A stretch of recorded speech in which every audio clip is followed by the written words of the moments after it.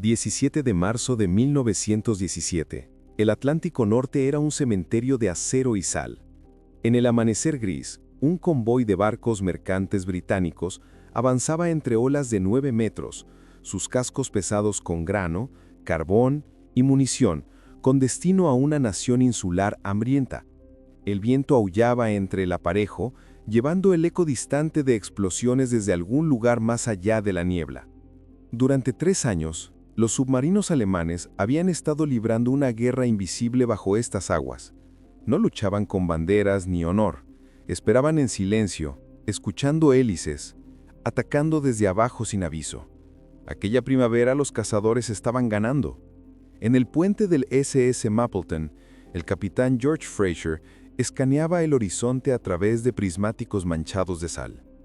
Cada hora, otro barco desaparecía tras una cortina de humo. Los números oficiales del almirantazgo contaban una historia más aterradora que cualquier bombardeo en el frente occidental.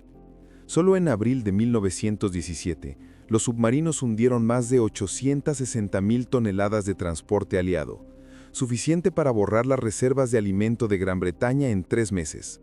Convoyes enteros desaparecían antes de llegar a Liverpool. Las tripulaciones susurraban que el propio mar se había vuelto en su contra. Para los hombres en esos barcos, no había dónde esconderse. El océano no ofrecía trincheras, ninguna cobertura. Un solo torpedo podía partir un carguero como papel. La Marina Real lo intentó todo: escoltas, cursos en zigzag, luces apagadas, pero nada silenciaba el sonido que los delataba. El ritmo constante de los motores resonando por el agua, un pulso que los submarinos podían escuchar desde 16 kilómetros de distancia. Cada travesía se convertía en una apuesta entre el hambre y la falta de vida. En los astilleros de los accesos occidentales, el trabajo nunca cesaba. Soldadores, maquinistas y pintores trabajaban bajo focos, compitiendo por reemplazar las embarcaciones que nunca volvieron a casa. El olor a aceite, alquitrán y sal llenaba el aire. Entre esos trabajadores había un reservista naval llamado Norman Wilkinson, un artista formado que había regresado del frente para contribuir de la única manera que podía, pintando barcos. Para él, la guerra no solo se libraba con acero y pólvora, sino con percepción. Cada casco que pintaba era un lienzo destinado a engañar al ojo enemigo. Sin embargo, incluso él conocía la verdad susurrada en cada astillero. El camuflaje tradicional no funcionaba en el mar. Contra el telón de fondo de niebla y horizonte, un barco gris seguía siendo una silueta. A través de un periscopio aparecía como una forma oscura recortándose contra el mar más claro. Su dirección y velocidad fáciles de calcular. Los comandantes de submarinos no necesitaban ver banderas ni detalles. Todo lo que necesitaban era el ángulo de una proa para calcular una solución de tiro. Una vez hecha la operación, el torpedo hacía el resto. Los convoyes de Gran Bretaña eran ruidosos, visibles y absolutamente predecibles. Aquel invierno, Wilkinson pasó largas noches caminando junto a hileras de cascos a medio terminar, su pintura brillando húmeda bajo la luz de las linternas. Observaba a los trabajadores aplicar capas uniformes de gris naval apagado, miles de metros cuadrados de monotonía destinados a ocultar barcos que nunca podrían desaparecer realmente. Se preguntaba si la invisibilidad misma era un mito. Quizás, pensó, la respuesta no era esconderse, sino confundir. Nadie en el almirantazgo habría escuchado las reflexiones de un pintor. Los hombres al mando confiaban en las matemáticas, no en la imaginación. Sin embargo, la historia estaba a punto de girar sobre algo más pequeño que cualquier gran estrategia. Un barril de pintura que faltaba. Una mañana corriente en la primavera de 1917, una escasez de suministros en Liverpool obligó a un tripulante a mezclar los pigmentos que pudo encontrar: negro, blanco, azul y una raya de verde. Cuando la mezcla se secó en el casco de un barco mercante, relució bajo la luz como cristal roto. Desde un ángulo parecía negro, desde otro plateado pálido, y desde la distancia parecía retorcer la forma de la embarcación por completo. Para el capataz era un accidente. Para Wilkinson, que pasaba por ahí durante una inspección, parecía una revelación. Se detuvo, observando el reflejo distorsionado del puerto en los colores desiguales. «No oculte el barco», murmuró a un trabajador que tenía a su lado. Pero hace imposible saber hacia dónde va. En esa sola observación yacía la semilla de una de las ideas más extrañas y efectivas de la Primera Guerra Mundial. No podía haber sabido que este error en un astillero pronto cubriría miles de barcos, confundiría a manadas enteras de submarinos alemanes y salvaría incontables vidas. Pero esa historia comenzó aquí, con una mancha de pintura equivocada en un casco de acero, y un hombre que se atrevió a ver arte donde otros veían error. Y recuerda que si te gusta el contenido, suscríbete para no perderte nada y apoyar el canal.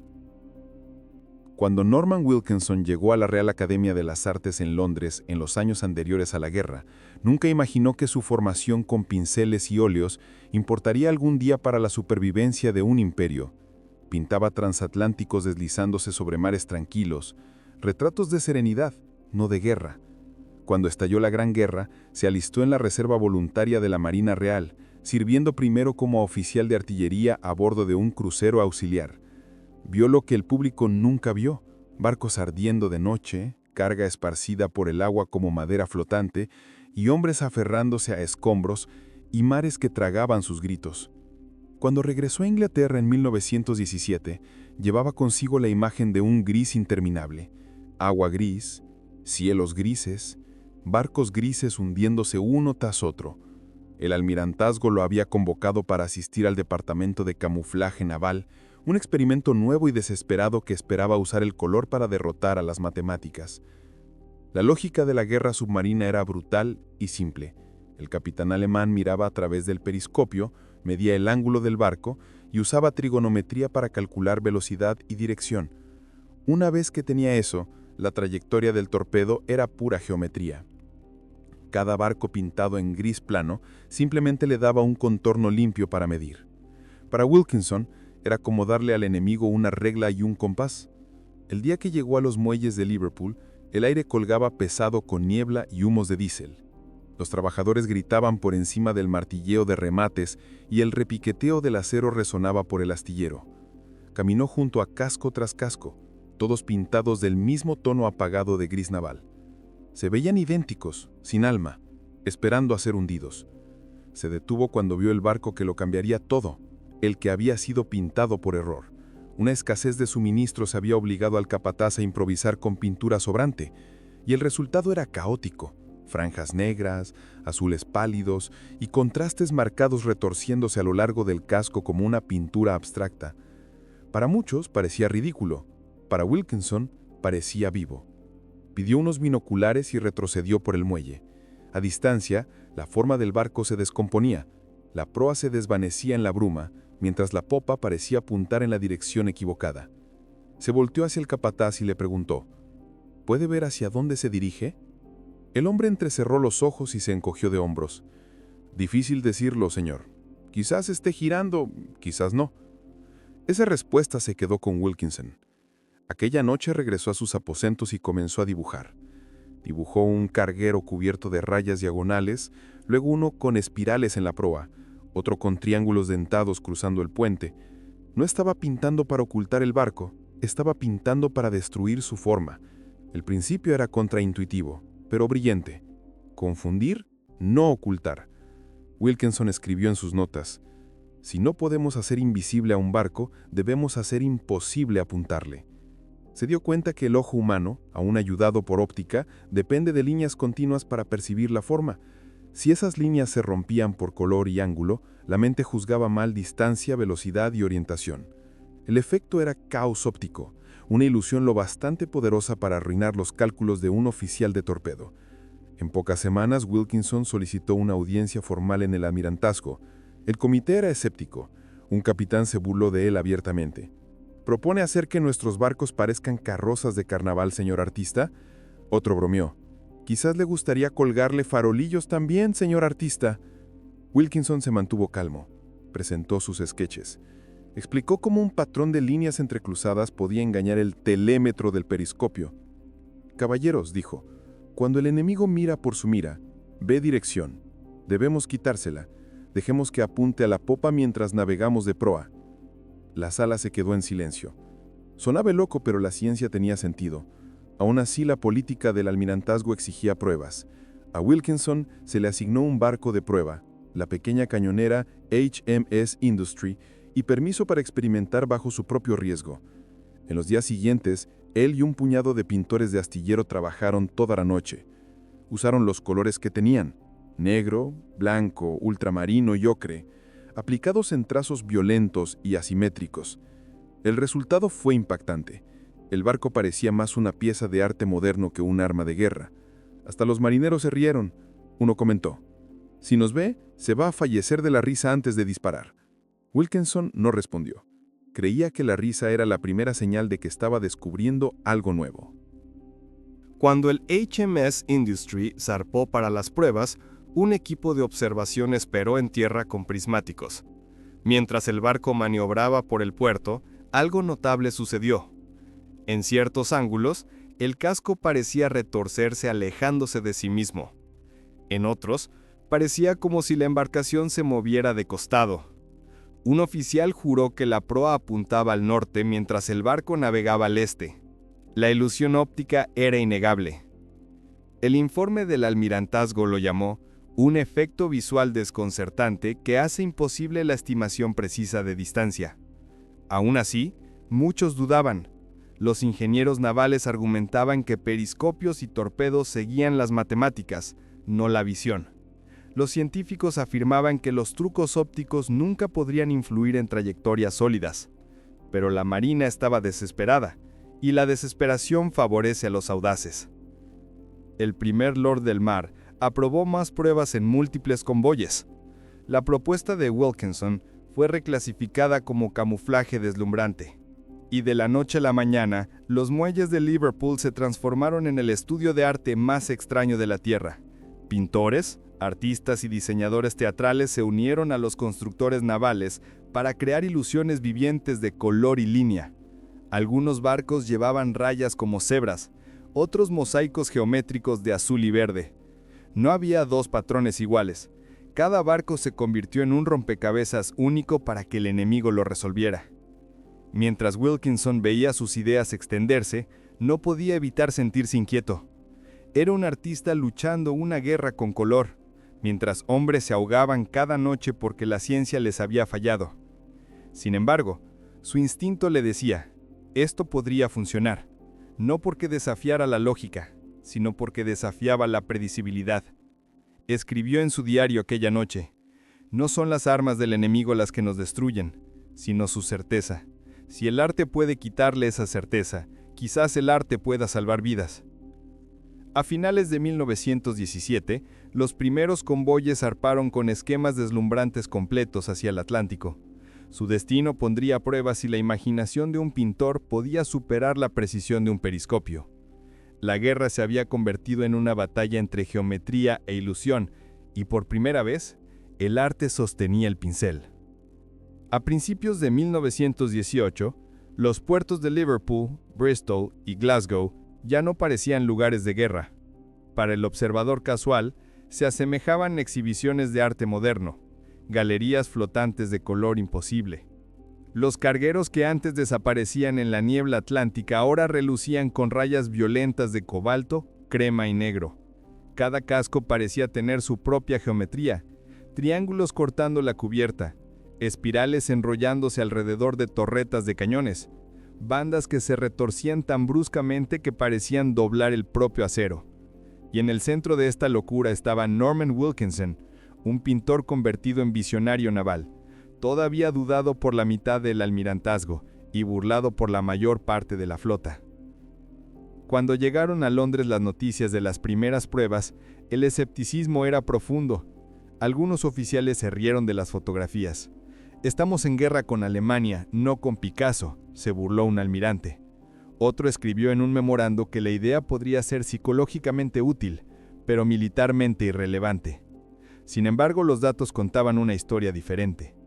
Durante las pruebas tempranas de convoy, observadores en buques de escolta intentaron determinar el rumbo y velocidad de barcos pintados con deslumbramiento a través de prismáticos. En cada caso, sus cálculos estaban equivocados por márgenes lo suficientemente grandes para asegurar que un torpedo fallaría. Los extraños diseños de Wilkinson no estaban ocultando los barcos. Estaban rompiendo la puntería del enemigo. El almirantazgo autorizó un programa de implementación a gran escala bajo la nueva sección de camuflaje naval, con Wilkinson nombrado como director. Pintores y artistas inundaron los astilleros. Solo en Liverpool, más de 400 civiles trabajaron codo con dibujantes navales. Los muelles resonaban con el ritmo de pinceles sobre acero, el siseo de pistolas de pintura, los gritos de capataces pidiendo más ultramarino o una raya más en la proa. Era un caos que de alguna manera se sentía esperanzador. La primera flota se preparó para pruebas operacionales bajo condiciones reales. Convoy HX-13, 22 barcos mercantes con destino a Halifax. Entre ellos, había 6 embarcaciones recién pintadas con los diseños de Wilkinson. Los marineros a bordo bromeaban que parecían animales de circo, pero el humor mascaraba una ansiedad genuina. Todos sabían que los submarinos estaban esperando. El mes anterior, 7 barcos de la misma ruta se habían perdido por torpedos. Durante 3 noches, el convoy atravesó mares agitados. En la segunda noche, el submarino alemán U-92 reportó contacto.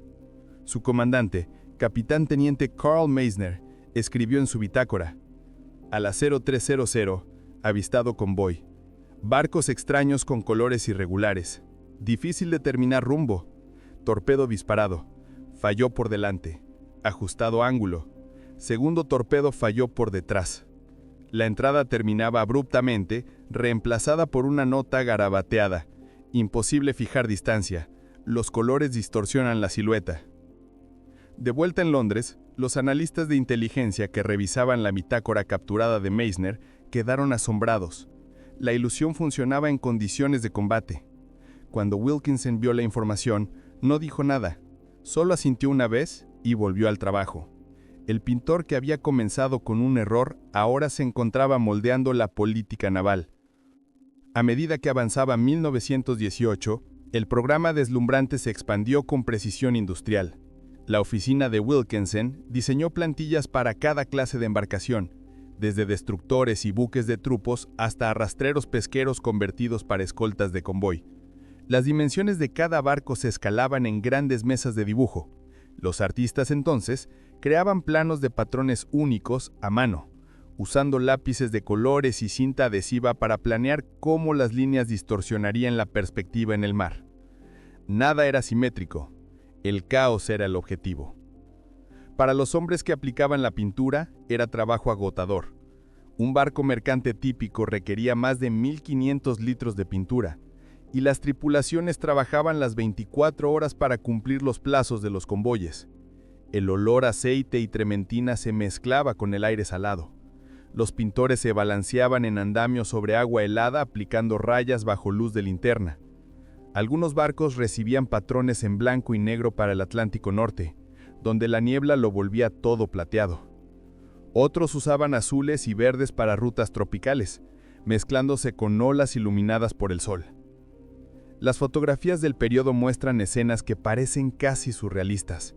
Una hilera de barcos con patrones en zigzag, sus reflejos ondulando por el agua como espejos fracturados. La prensa los llamó las cebras de Wilkinson. Los pilotos de reconocimiento alemanes reportaron confusión desconcertante entre las formaciones de convoy. Incluso capitanes experimentados luchaban para identificar sus propios barcos a través de prismáticos. Pero la prueba más dramática vino del combate. En abril de 1918, el buque de trupos USS West Mahomet, pintado en un patrón deslumbrante marcado de azul y blanco, fue atacado por un submarino frente a Irlanda. El submarino disparó 2 torpedos, ambos fallando por amplios márgenes. Cuando fue interrogado tras su captura, el comandante del submarino admitió que no podía distinguir si el barco estaba girando hacia él o alejándose. La confusión le costó segundos que resultaron fatales cuando destructores británicos contraatacaron. Para el verano, el Departamento de Estadísticas del Almirantazgo comenzó a publicar resultados preliminares. Los barcos pintados con deslumbramiento tenían 30% menos de probabilidad de ser alcanzados que embarcaciones sin tintar en rutas comparables. Los números no eran prueba absoluta. Muchos factores influían en la supervivencia, pero fueron suficientes para silenciar a la mayoría de los escépticos. un científico que una vez se había burlado de la idea de Wilkinson, se le acercó durante una información y le dijo: «Todavía no entiendo cómo funciona». Wilkinson sonrió. «Yo tampoco del todo, pero tampoco, parece, los alemanes». Los muelles se convirtieron en un híbrido extraño de escuela de arte y fábrica de guerra. La Royal Academy of Art envió voluntarios, incluidas mujeres que nunca habían trabajado en barcos antes. Pintores con abrigos largos subían andamios junto a marineros con pinceles tan anchos como palas. Desde arriba, el astillero parecía un campo de arcoíris fracturados, colores chocando bajo el cielo gris británico. Lo que caracterizaba el deslumbrante no solo era su espectáculo visual, sino su efecto psicológico. Los marineros sentían una oleada de orgullo navegando a bordo de lo que llamaban las maravillas de Wilkinson. Para ellos, los colores representaban desafío. Un capitán mercante escribió en una carta a su esposa: «Nuestro barco parece una bestia de carnaval, pero cuando te paras en la cubierta y ves esa pintura brillando al sol, piensas que, quizá, el submarino nos fallará». Para el armisticio en noviembre de 1918, más de 4.400 embarcaciones aliadas habían sido pintadas con deslumbramiento. Fue el experimento artístico más grande en la historia militar. La Marina Real atribuyó a la técnica la reducción de la precisión de los torpedos en un estimado de 12 a 20%, un logro medido no en teorías, sino en vidas salvadas. Sin embargo, Wilkinson permaneció extrañamente humilde. Cuando un reportero le preguntó si el deslumbrante había ganado la batalla del Atlántico, respondió: «Preferiría decir que dio a nuestros marineros una oportunidad de lucha para llegar a casa». Nunca se llamó a sí mismo un inventor. Prefería la palabra observador, un hombre que simplemente había notado algo que otros habían ignorado. Mirando atrás, el deslumbrante fue más que pintura sobre acero. Fue prueba de que la guerra aún podía ceder ante la imaginación, que la supervivencia a veces dependía no del arma más ruidosa, sino del ojo más agudo. Los barcos pueden haber parecido absurdos, pero la absurdidad era su arma. Contra una máquina de precisión, el caos había triunfado. Cuando los últimos convoyes regresaron a casa y la paz se asentó sobre las aguas grises, los barcos rayados se desvanecieron en la memoria. Su pintura se peló y sus colores se apagaron. Pero durante una breve e improbable temporada, el arte había cambiado el rumbo de la guerra. La primera vez que un comandante de submarino alemán enfrentó un convoy de barcos completamente pintados con deslumbramiento, pensó que su periscopio se había roto. La fecha era abril de 1918. El lugar, en algún punto del gris tormentoso Atlántico Norte. El capitán teniente Heinrich Böhme, del U-93, había estado rastreando embarcaciones mercantes aliadas durante casi 12 horas, escuchando el zumbido de los motores a través de hidrófonos y observando siluetas en el horizonte. Cuando finalmente aparecieron, se quedó helado. A través de la lente, el barco parecía retorcerse y brillar como espejismos de calor. Sus cascos se doblaban en direcciones imposibles, y sus proas y popas parecían cambiar de lugar con cada giro de las olas. «Parecen fantasmas», murmuró su primer oficial. Böhme disparó 2 torpedos a la embarcación líder. Ambos fallaron por amplios márgenes. Recalculó el ángulo de ataque, ajustó el giro y disparó de nuevo. Otro fallo. La tripulación miraba fijamente la estela vacía donde deberían haber estado las explosiones. Grabateó en el libro de bitácora: «Objetivo mal calculado. Dirección indeterminada». El barco pareció girar, pero rumbo incierto. Esa entrada breve se repetiría en docenas de informes de submarinos capturados durante los últimos meses de la guerra. En Londres, los analistas del almirantazgo comenzaron a recopilar evidencia. De 126 barcos pintados con deslumbramiento operando entre marzo y noviembre de 1918, solo el 1.47% se perdieron por ataques submarinos. La tasa de pérdida general para barcos sin pintar era casi el doble. Los números no eran prueba perfecta. Tácticas de convoy, cobertura aérea y escoltas mejoradas, todos jugaron papeles. Pero una estadística captó la atención de todos. La precisión de torpedos contra barcos deslumbrantes cayó casi un 20%. La idea de Wilkinson no había simplemente sobrevivido al escepticismo. había reescrito la probabilidad naval.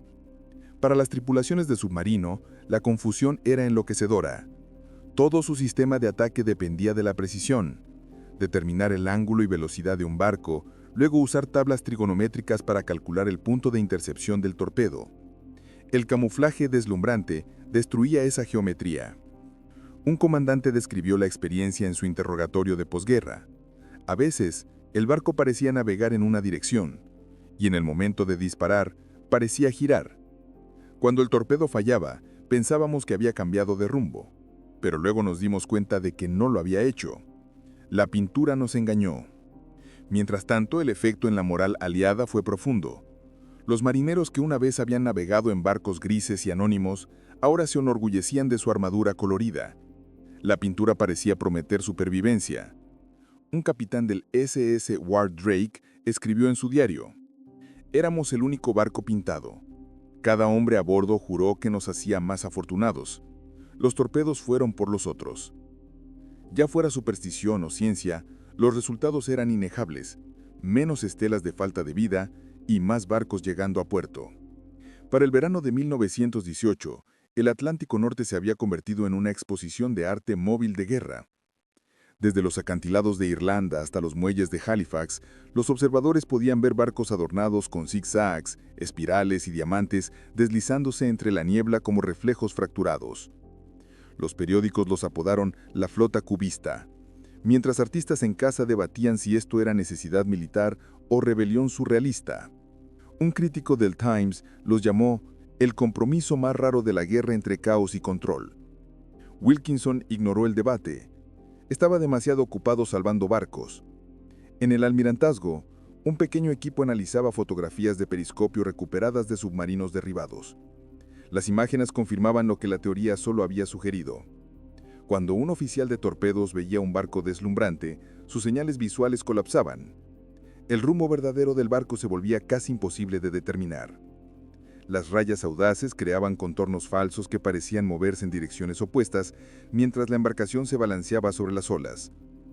Incluso las líneas de la estela estaban interrumpidas por el reflejo distorsionado del color en el agua.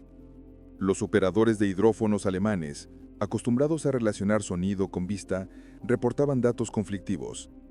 Podían escuchar claramente los motores, pero no podían relacionar el ritmo de las hélices con lo que veían a través de la mira. El resultado era vacilación, y en la guerra submarina, la vacilación era la falta de vida. Unos pocos segundos de duda podían significar la diferencia entre predador y presa. El efecto no era puramente visual, era psicológico. Los comandantes alemanes comenzaron a desconfiar de sus propios instrumentos. Un oficial escribió: «Los barcos ingleses visten la locura como armadura. Puedes escucharlos pero no verlos. Puedes verlos pero no apuntar». Otro se refirió a ellos amargamente como «los clowns del mar». Sin embargo, ni siquiera la burla podía esconder la verdad. Los clowns estaban ganando. En el mar, los resultados a veces eran surrealistas. En julio de 1918, el convoy HG-86 cruzó el Golfo de Vizcaya con 30 barcos, 12 de ellos pintados con patrones deslumbrantes. El U-64 lo siguió durante un día completo, pero no logró alcanzar a un solo objetivo.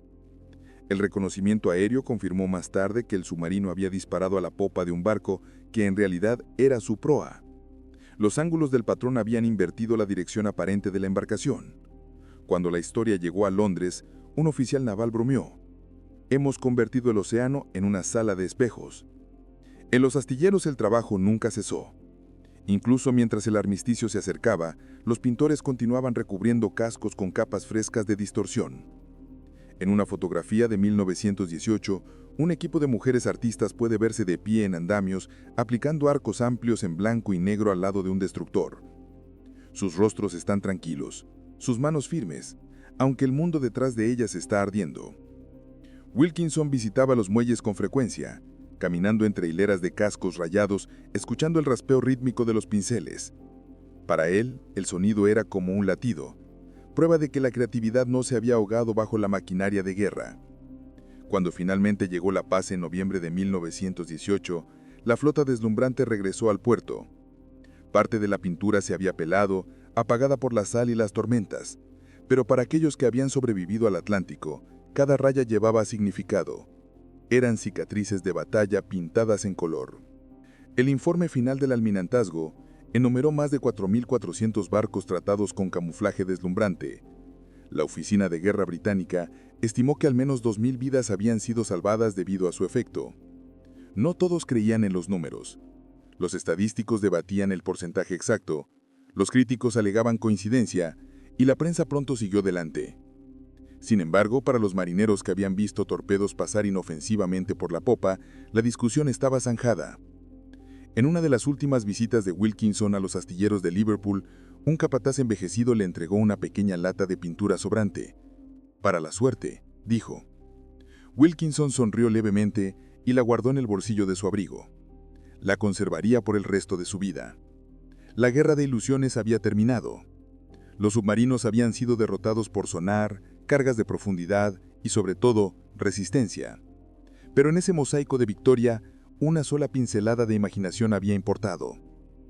Años después, los historiadores describirían el deslumbrante como una curiosidad, una nota al pie artística en la guerra industrial. Se perdieron la verdad más profunda. En un momento en el que el mundo creía que solo las máquinas podían salvar a los hombres, fue el arte salvaje, colorido e irracional, el que dio hope a los marineros. Cuando le preguntaron después de la guerra si se consideraba a sí mismo científico o artista, Wilkinson respondió: «Ninguno. Fui un hombre que veía el mar de manera diferente». Esa diferencia había confundido a los enemigos de un imperio y salvado a una nación insula de hambre. Al final, los submarinos no fueron derrotados únicamente por acero, sino por visión, el tipo humano que podía convertir el caos en supervivencia. Cuando los cañones finalmente callaron en noviembre de 1918, los mares de Europa ya no estaban llenos de barcos grises ni de estelas de humo. Estaban llenos de silencio y color. Miles de cascos pintados con deslumbrante flotaban tranquilamente en los puertos de Liverpool, Plymouth y Glasgow, sus rayas salvajes desvaneciéndose bajo un débil sol invernal. Durante 4 años, estos barcos habían sido salvavidas. Ahora eran reliquias, recordatorios de una guerra que todos querían olvidar. Norman Wilkinson separó los muelles del Mersey y observó al último de ellos regresar a casa. La pintura del barco se había pelado en tiras, revelando óxido debajo.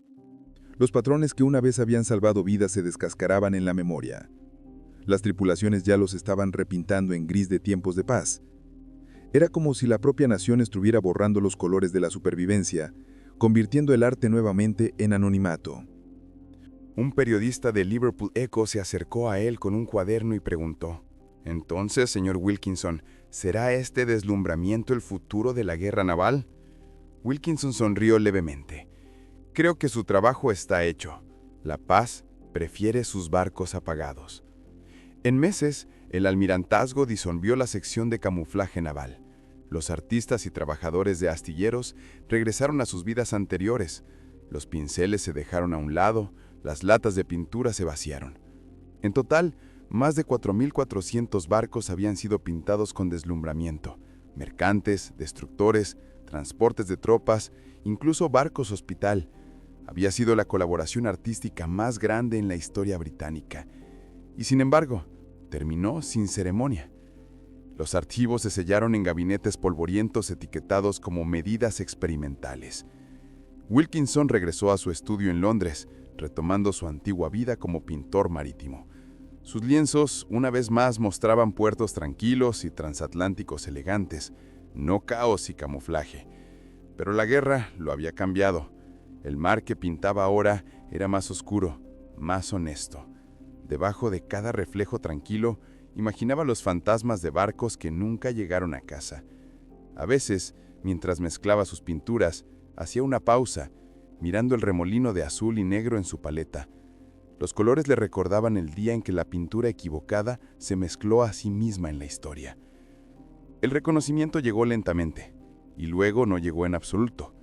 El almirantazgo nunca le otorgó un premio mayor, solo una modesta condecoración por servicios a la innovación naval. Hubo debates sobre el crédito.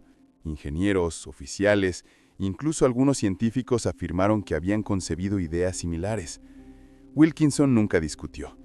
Dijo a sus amigos: «No inventé el color, solo lo usé de manera diferente. Rechazó entrevistas y se negó a beneficiarse de la técnica, incluso cuando periódicos estadounidenses elogiaban al pintor británico loco que engañó a los submarinos. En 1919, la Marina Real comenzó a desmovilizar su flota deslumbrante. Los barcos fueron despojados y repintados para cumplir con las regulaciones de tiempos de paz. Solo un puñado de embarcaciones experimentales mantuvieron sus patrones para ejercicios de entrenamiento. El resto desapareció, bajo nuevas capas de gris apagado. En 2 años, el término camuflaje deslumbrante había desaparecido por completo de los documentos oficiales. Gran Bretaña estaba cansada de ilusiones. Pero la historia, como suele hacer, dio la vuelta. 2 décadas después, cuando la guerra regresó a Europa, los mares una vez más se llenaron de submarinos y miedo. Para 1940, los submarinos alemanes merodeaban el Atlántico, hundiendo transporte aliado más rápido de lo que podía ser reemplazado. En desesperación, los arquitectos navales buscaron en viejos archivos ideas olvidadas. Un ingeniero tropezó con el informe de Wilkinson de 1917. Confundir, no ocultar. Engañar, no disfrazar. La simplicidad lo golpeó como una revelación. Pronto los astilleros estadounidenses y británicos comenzaron a revivir los viejos patrones, aunque ahora los llamaban Medida 32 o disruptivo del almirantazgo. Los colores eran más oscuros, optimizados para nueva óptica de torpedos, pero el espíritu era el mismo. Los artistas una vez más subieron andamios pintando geometría fracturada a través de los cascos de barcos Liberty y escoltas de destructores. El océano se convirtió en una galería de ecos. Los fantasmas de Wilkinson habían regresado. Para entonces, él era un anciano, cerca de los 60, todavía pintando paisajes marinos en su tranquilo hogar de Hampshire. Cuando recibió la noticia de que la Marina de Estados Unidos había adoptado sus principios, simplemente asintió. Era inevitable, dijo. El mar siempre recompensa a aquellos que aprenden a ver de manera diferente. En 1941, visitó el astillero de Portsmouth por última vez. Ahí, vio un destructor cubierto en audaces rayas negras y grises, el hijo moderno de su experimento olvidado hace mucho tiempo. El joven oficial que lo escoltaba dijo con orgullo: «Es nuestro nuevo camuflaje, señor. Ayuda a engañar a los submarinos». Wilkinson sonrió y respondió: «Creo que he conocido a su familia». Después de la Segunda Guerra Mundial, la técnica evolucionó de nuevo, esta vez en algo invisible al ojo desnudo. Los ingenieros descubrieron que los mismos principios de interrupción visual podían aplicarse al radar y al sonar. El concepto de enmascaramiento acústico usado más tarde en buques de guerra norteamericanos bajo el sistema Prairie Masker traciaba su ascendencia directamente hasta la idea de Wilkinson de engañar la percepción a través de la distorsión. El arte se había convertido en ciencia, la pincelada transformada en matemáticas. Cuando Wilkinson falleció en 1971, a los 90 años, su obituario en el Times mencionó sus pinturas marinas, su servicio en la Marina Real y una breve línea sobre camuflaje experimental en tiempos de guerra. No hubo fanfarria, ni medallas, ni monumentos. Sin embargo, algunos viejos marineros recordaban. Uno de ellos, un capitán mercante retirado, envió una carta al editor que decía simplemente: «Serví en un barco deslumbrante en 1918. Llegamos a casa. Díganle al señor Wilkinson que nunca olvidé al hombre que pintó nuestra suerte». Esa carta se convirtió en la última palabra sobre un hombre que el mundo había pasado por alto. El genio de Wilkinson nunca había sido en la invención, sino en la percepción, el coraje de creer que la confusión podía ser un arma. Una vez escribió: «En guerra, aprendimos que la línea entre el arte y la supervivencia es más delgada que una pincelada».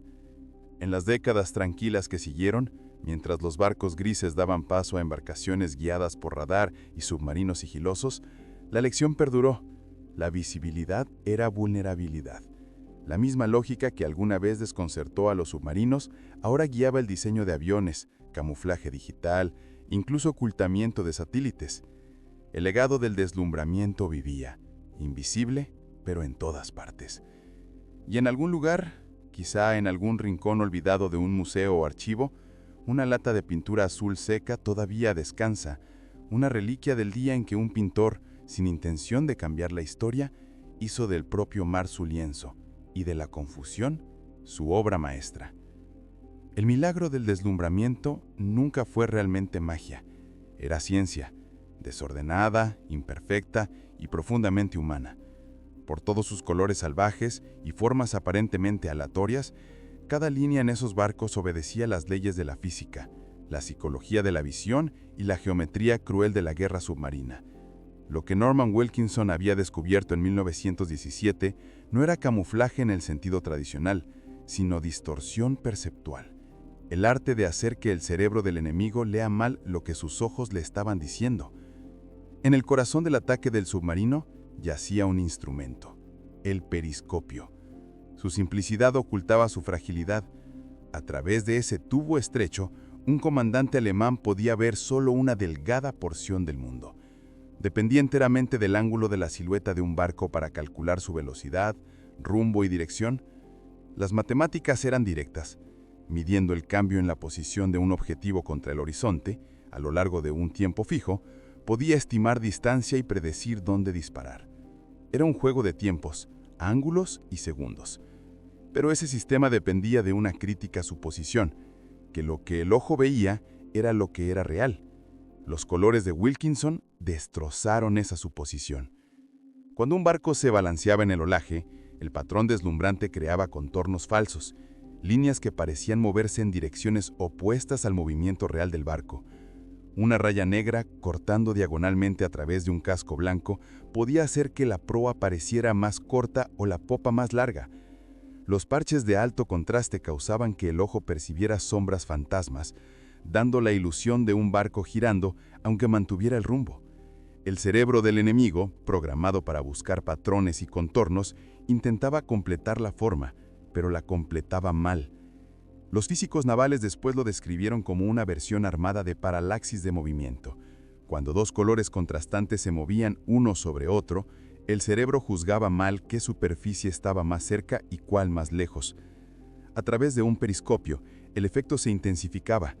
Las lentes curvas y la distorsión de la luz a través del agua moviéndose amplificaban la confusión. A ciertas distancias, partes de un barco deslumbrante parecían moverse en direcciones opuestas, una mitad pareciendo avanzar mientras la otra retrocedía. Era como si el barco se estuviera doblando sobre sí mismo a través del mar.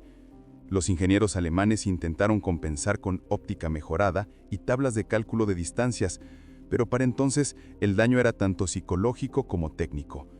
Los oficiales de torpedos comenzaron a dudar de sus instrumentos. Los informes de 1918 muestran notas repetidas como rumbo incierto o dirección indeterminada. No eran errores en las matemáticas, eran errores en la creencia. Una vez que un operador comenzaba a cuestionar lo que veía, la precisión colapsaba. La ironía era que el deslumbrante hacía a los barcos más visibles, no menos. Podían ser vistos desde mayores distancias que sus contrapartes pintadas de gris, pero la visibilidad nunca fue el objetivo. La confusión lo era. Como escribió Wilkinson, el propósito de este esquema no es ocultar, sino engañar. Esa única frase redefinió el camuflaje militar para la era moderna. Después de la guerra, los científicos comenzaron a probar la técnica bajo condiciones controladas.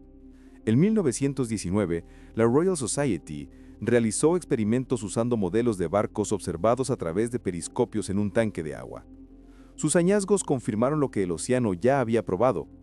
Los observadores consistentemente juzgaban mal dirección y distancia al ver patrones deslumbrantes, con errores promedio que excedían los 25 grados de orientación y el 10% en estimación de velocidad. Esos números eran suficientes para hacer que un torpedo fallara por cientos de metros. Décadas después, la misma lógica óptica inspiró tecnologías muy alejadas de pintura y pinceles. El sigilo de radar, desarrollado durante la Guerra Fría, aplicó el mismo principio en una longitud de onda diferente: distorsionar la señal del buscador, confundir al enemigo. Los sistemas de enmascaramiento acústico como el Prairie Masker de la Marina de Estados Unidos usaban burbujas de aire para dispersar ondas de sonar.